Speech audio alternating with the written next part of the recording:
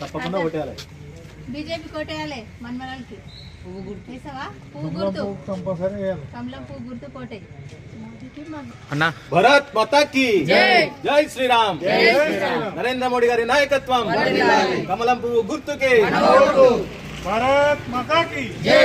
భారత్ మాతా key జై. Start అక్క. అందరికీ జై శ్రీరామ్. నేను 34వ వార్డు నుంచి పోటీ చేస్తున్నా.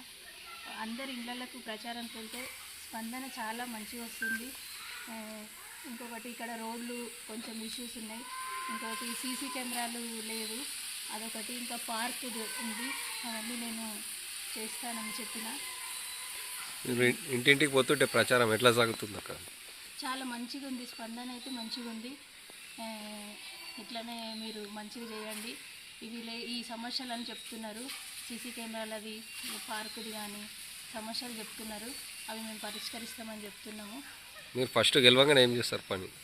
ఫస్ట్ గెలవంగానే సీసీ కెమెరాలు, పార్కులు వాళ్ళు చెప్పినవి మాత్రం నేను కంపల్సరీ చేస్తా.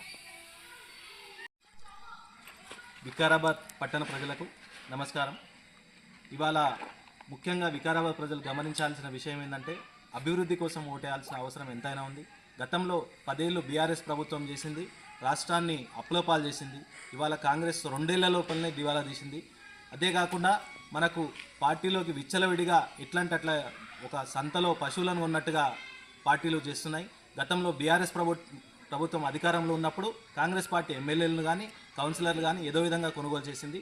ఇవాళ బీఆర్ఎస్ ప్రభుత్వం నుంచి వికారాబాద్లో చైర్మన్ క్యాండిడేట్గా చెప్పబడుతున్నటువంటి వ్యక్తి బీఆర్ఎస్ ద్వారా ఏకగ్రీవమైనని చెప్పేసి కనీసం ఆ కార్యకర్తలు ఇంకా వాళ్ళు సంతోషం కూడా పూర్తి కాకముందే అప్పుడే కాంగ్రెస్ కండువా కప్పుకున్నారు. కాబట్టి వికారాబాద్ ప్రజలు నిండైన మనస్సుతోటి బీజేపీకి ఓటేయాలి. ఎందుకంటే కేవలం ఒక బీజేపీ కార్యకర్త మాత్రమే, బీజేపీకి నాయకులు మాత్రమే వారు ఓటు వేసిన ఓటర్లకు న్యాయంగా ధర్మబద్ధంగా పనిచేస్తారు. కాబట్టి మీరు తప్పకుండా కమలం పువ్వు గుర్తుకు ఓటేయాలి. మీరు బీఆర్ఎస్కి వేసినా వాళ్ళు కాంగ్రెస్లోకి వెళ్ళిపోవచ్చు, కాంగ్రెస్కి వేసినా బీఆర్ఎస్లోకి వెళ్ళిపోవచ్చు.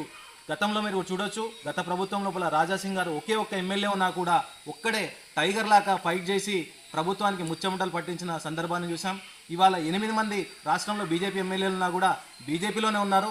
కానీ ఇవాళ వాళ్ళ బీఆర్ఎస్ పార్టీ నుంచి గెలిచిన ఎమ్మెల్యేలు కాంగ్రెస్లో పనిచేస్తున్నారు, బీఆర్ఎస్లో ఉన్నామని చెప్తున్నారు. కాబట్టి వికారాబాద్ ప్రజలు గమనించి నిజంగా ప్రజల కోసం పనిచేసేటటువంటి బీజేపీ ప్రభుత్వం ఏర్పాటు చేసేటట్టుగా మీ యొక్క తీర్పునివ్వాలి. ఎందుకంటే కేంద్రం నుంచి వచ్చే నిధుల ద్వారానే ఇవాళ రాష్ట్రం నడుస్తున్న పరిస్థితి.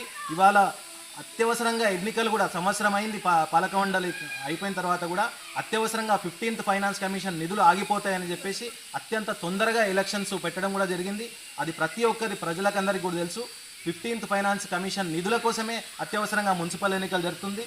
కాబట్టి కేంద్ర ప్రభుత్వం ఇచ్చే నిధుల కోసం జరుగుతున్న ఈ ఎన్నికలకు మీ యొక్క మద్దతును బీజేపీ అభ్యర్థులకు పెద్ద ఎత్తున ఇవ్వగలరని చెప్పేసి మనస్ఫూర్తిగా కోరుకుంటూ ధన్యవాదాలు.